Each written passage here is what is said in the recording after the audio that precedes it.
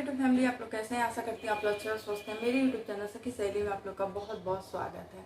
आइए हम बात करने वाले, बहुत सारी मेरी महिला फ्रेंड है जो कि इस महीने प्रेगनेंसी सोचती हैं, नेक्स्ट मंथ उनकी प्रेगनेंसी पॉजिटिव आती है। ना ही उनको ओव्यूलेशन डे पता है और ना ही उनका इम्प्लांटेशन पता है कि इम्प्लांटेशन क्या होता है, फिर भी वो प्रेगनेंसी कंसीव कर लेती हैं। वो उनके साथ एक बार नहीं, वो जब चाहती है तब हो जाता है उनका, ठीक है।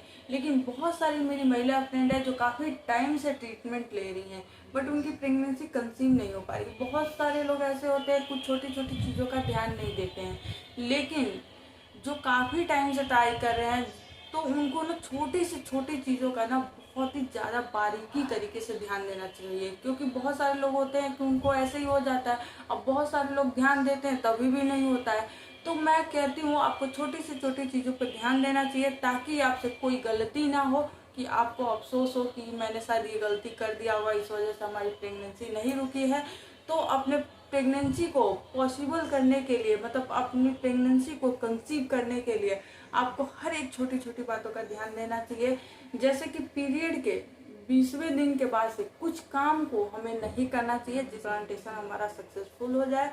तो मैं एक चीज़ बताऊँ, बहुत सारी ऐसी महिलाएं हैं ना जिनकी 28 दिन की साइकिल होगी, किसी की 30 दिन की साइकिल होगी।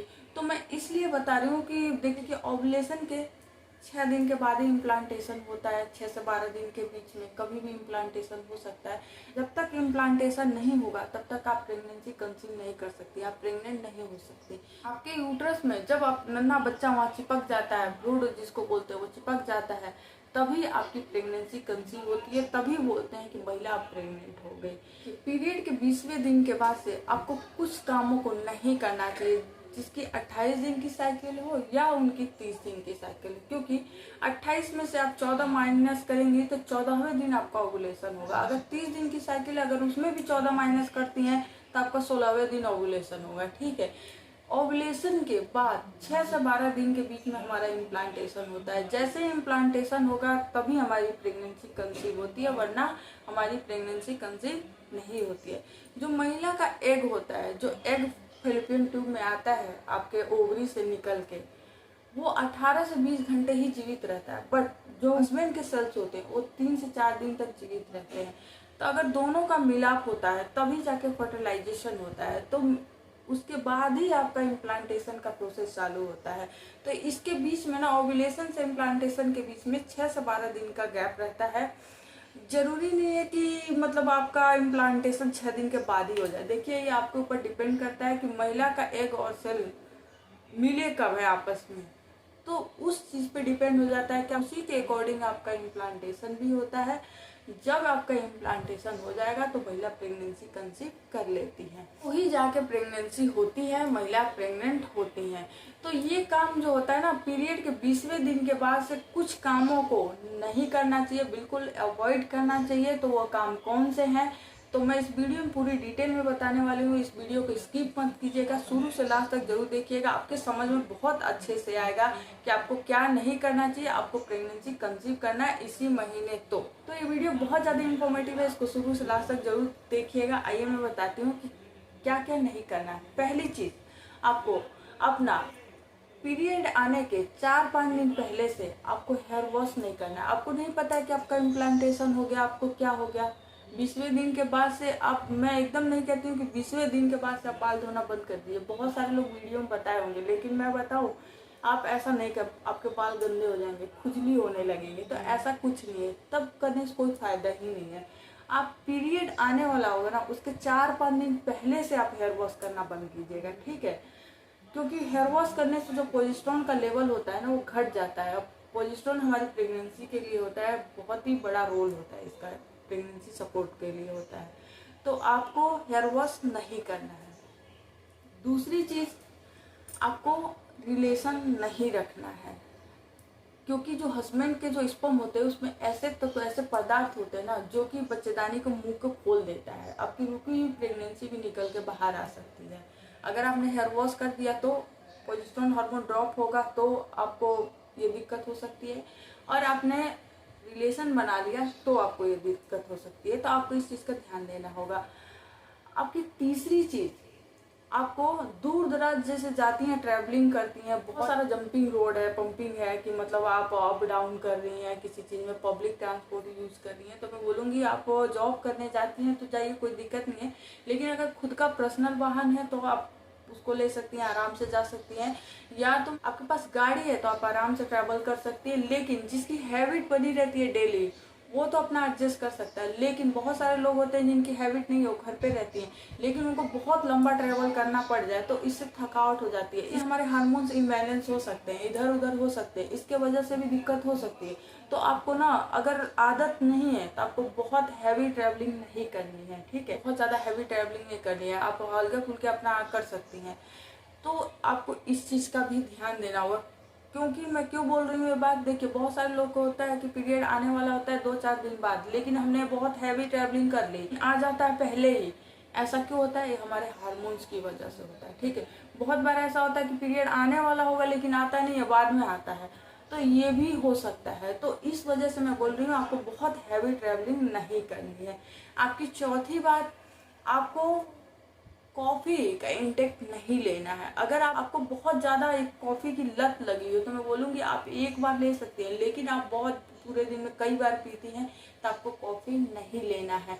आपको चाय नहीं पीनी है। बहुत सारे लोग बहुत ज़्यादा चाय पीते हैं, ऑफिस में टेंशन रहती है, वर्क का लोड रहता है तो चाय पी के काम करते हैं लोग, तो आपको बहुत सारा चाय नहीं लेना है। आप एक बार ले लीजिए, आपको बहुत ज़्यादा इसकी लत है, आपके इसके बगैर रह नहीं सकते हैं तो आप एक बार ले सकती हैं। क्योंकि जो चाय पत्ती होती है कैफीन ज़्यादा होती है कॉफ़ी में, इसकी वजह से आपको नहीं लेना है। आपको इस चीज़ का ध्यान देना होगा। आपकी पांचवी चीज़, आपको अल्कोहल वगैरह नहीं लेना है। आप अगर लेती भी हैं तो इसको बिल्कुल छोड़ दीजिएगा। आप स्मोकिंग वगैरह करती हो तो आप इसको छोड़ दीजिएगा, क्योंकि ये बच्चे पे बुरा असर करता है, तो आपको ये चीज़ नहीं करना चाहिए। आप प्रेगनेंसी ट्राई कर रही हैं ना, जब से ही आपको ये सारी चीज़ें छोड़ देनी चाहिए कुछ टाइम के लिए। जब आपका बच्चा हो जाए तो आप फिर कर लीजिएगा।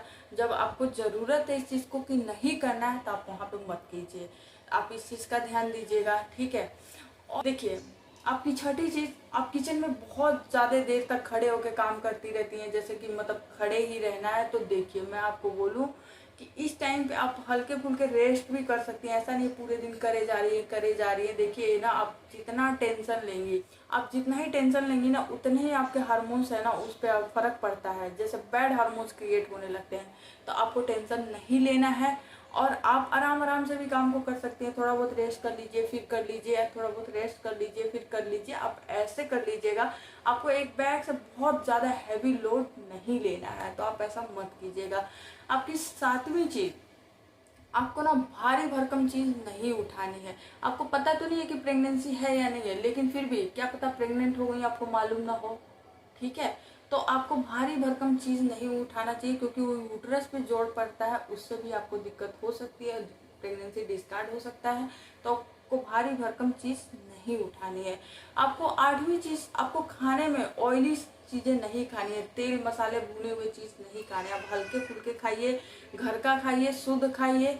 आप ये सारी चीज़ें करके देखिए, आप प्रेगनेंसी जरूर कंसीव करेंगी। तो देखिए, बहुत सारी ऐसी बात है जो कि हमारे ऊपर डिपेंड करती है, लेकिन हमें छोटी से छोटी चीज़ों का ध्यान देना होगा ताकि हमसे कोई चूक ना हो जाए कि हमारी प्रेगनेंसी नहीं रुक रही है। हम चाहते हैं कि आप लोग ना कोई भी गलती ना करो जिससे कि आपको चल के पछतावा हो कि महीना मेरा खराब हो गया, फिर नेक्स्ट मंथ की तैयारी करनी पड़ेगी आपको।